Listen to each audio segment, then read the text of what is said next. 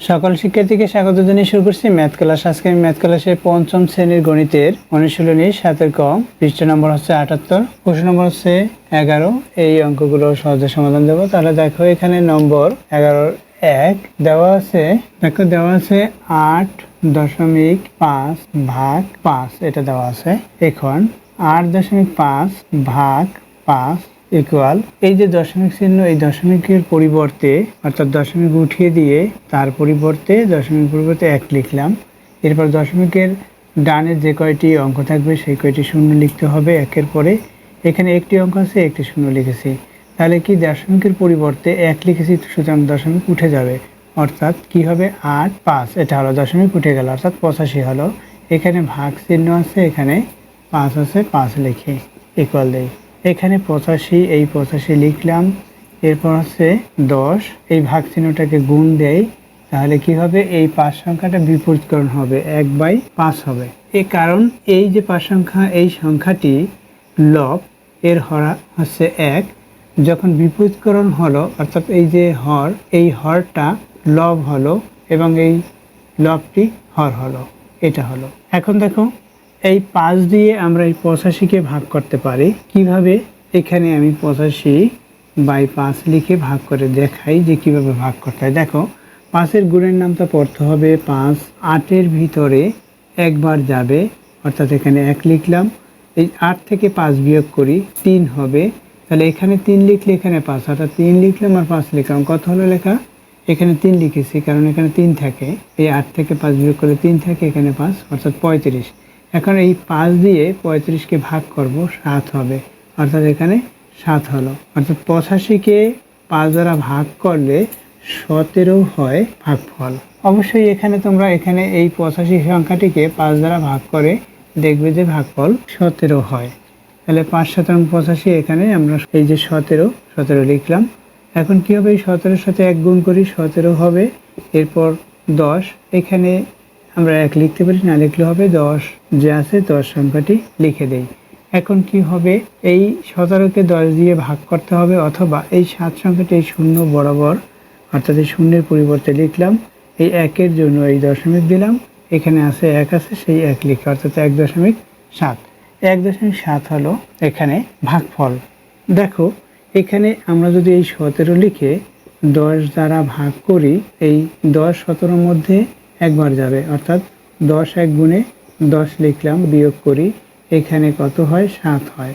এখন 7 সংখ্যাটি এই 10-এর চেয়ে ছোট, সুতরাং এখানে দশমিক দিয়ে এখানে শূন্য লিখতে পারি। দশমিক দিয়ে শূন্য লিখলাম। এখন 10-এর গুণের নামটা পড়ব, কতবার, 7 10-এ 70 হলো, বিয়োগ করি, ভাগশেষ 0 হলো, অর্থাৎ ভাগফল কত হলো, 1.7 হয়েছে, সেটা লিখেছি। অর্থাৎ নির্ণয় ভাগফল 1.7। অতএব ভাগফল লিখি, ভাগফল 1.7, এটা পেয়েছি। অথবা দেখো এর বিকল্প নিয়ম, সুতরাং এখানে বিকল্প লিখি।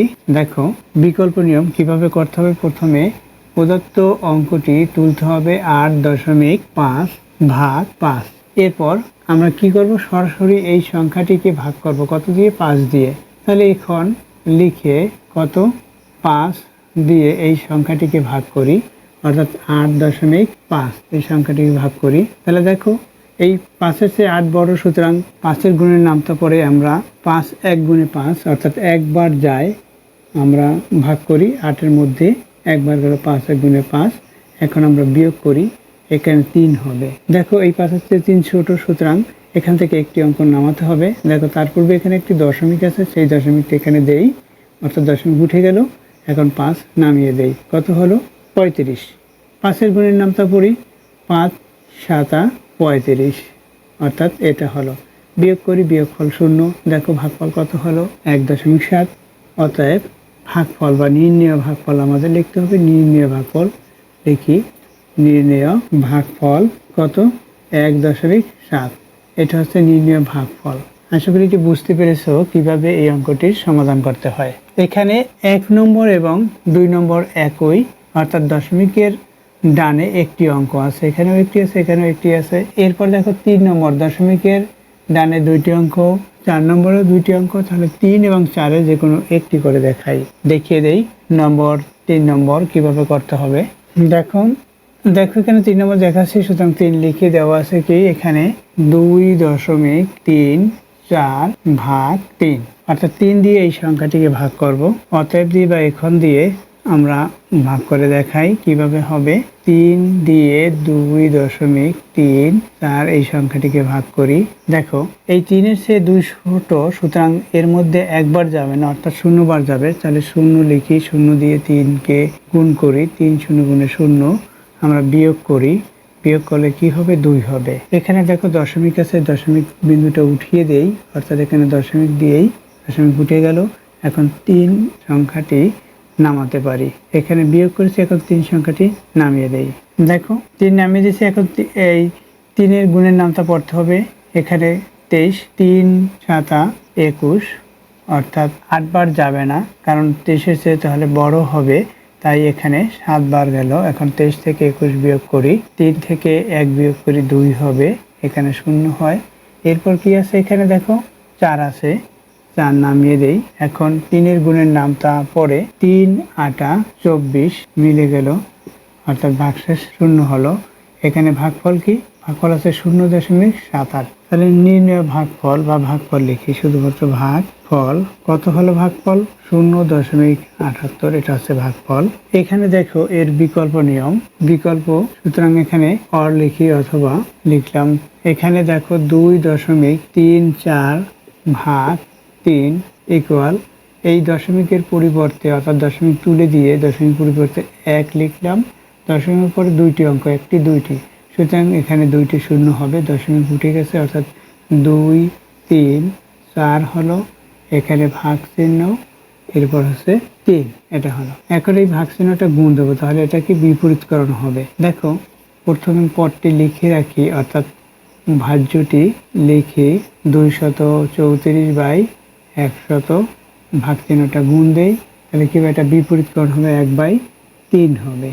এখন 3-এর গুণের নামটা পরে এটাকে আমরা, এই যে সংখ্যাটি, এই সংখ্যাটিকে আমরা ভাগ করতে পারি, 3-এর গুণের নামটা পরে এই সংখ্যাটিকে ভাগ করব। তাহলে দেখো 3-এর গুণের নামটা পরে এই সংখ্যাটি ভাগ করি, অথবা এখানে ভাগ করতে আমরা পারি কত, 234, এটাকে কত দিয়ে ভাগ করব, 3 দ্বারা। 3-এর গুণের নামটা পড়ি, 2-এর মধ্যে যাবে না, অর্থাৎ 23-এর মধ্যে কতবার যায়, 3 7 21 বিয়োগ করি, 2 4 3 8 24 বিয়োগ করি, অর্থাৎ বিয়োগ করলাম, এটা হলো, এখানে কত পেয়েছি, 78 পেয়েছি, অর্থাৎ 3-এর গুণের নামটা পরে এখানে আমরা 78 লিখতে পারি। অর্থাৎ কত হলো, এই 78-এর সাথে 1 গুণ করি, কি হবে, 78 হবে, বাই এখানে 100 আছে, এখানে 1 আমরা লিখতে পারি, 100-এর সাথে 1 গুণ করলে 100ই হবে, এই 100 হলো, 100 হলো, সেটা লিখলাম।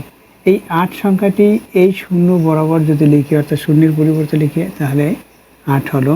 এই 7 সংখ্যাটি এই শূন্যের পরিবর্তে লিখি, 7 হলো।